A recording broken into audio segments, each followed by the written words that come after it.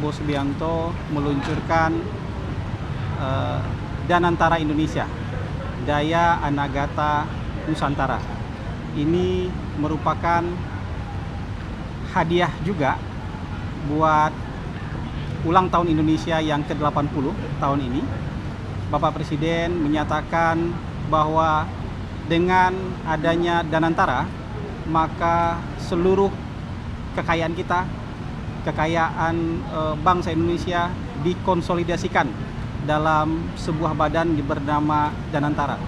Kira-kira Danantara ini nanti akan mengelola aset-aset bangsa Indonesia sebesar 14.000 triliun.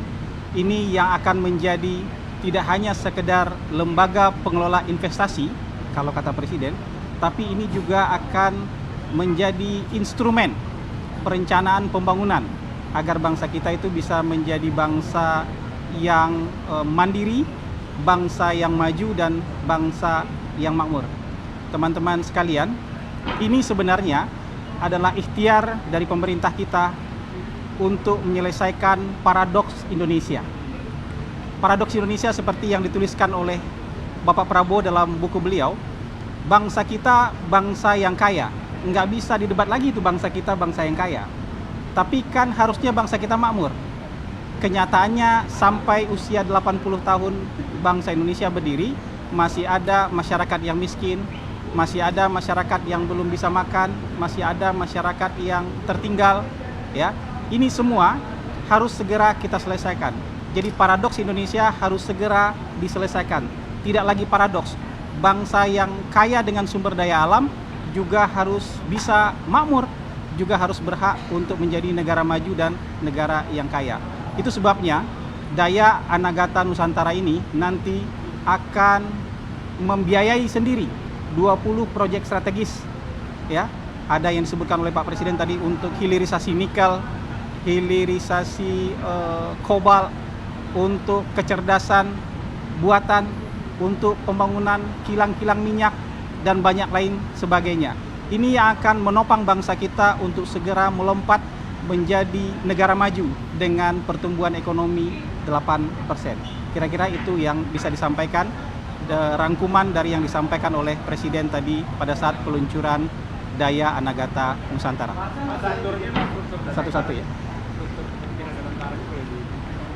Nanti Danantara akan dipimpin oleh Bapak Roslani. Nanti akan dibantu oleh Bapak Pandu Syahrir.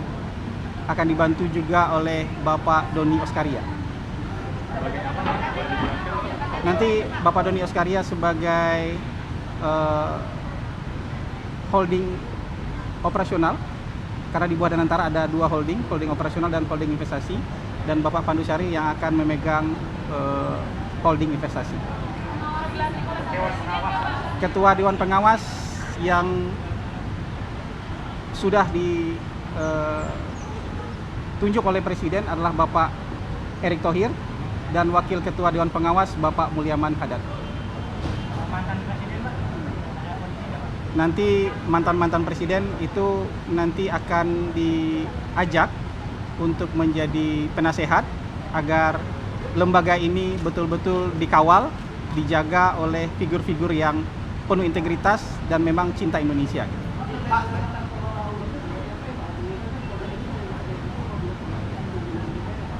Ini Presiden sudah mencanangkan beliau akan memerangi korupsi, beliau akan menjalankan pemerintahan yang bersih, dan Danantara juga akan dikelola dengan cara yang sama.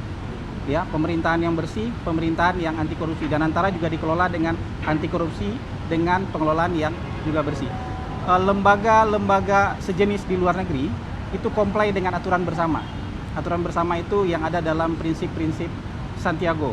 24 prinsip pertanggungjawaban, transparansi, akuntabilitas itu yang akan dipenuhi oleh Danantara. Bisa diatur dalam bentuk apa itu Pak? Karena tadi Pak Presiden juga sempat mengingatkan soal audit itu.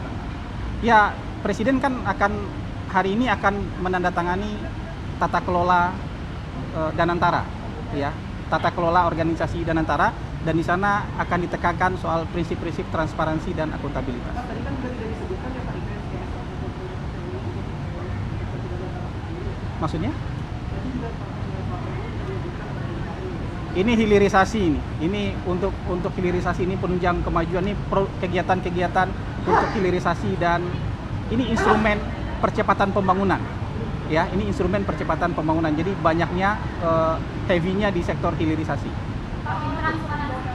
Saya rasa cukup ya teman-teman keterangan untuk hari ini. Terima kasih. Selamat pagi. Ya.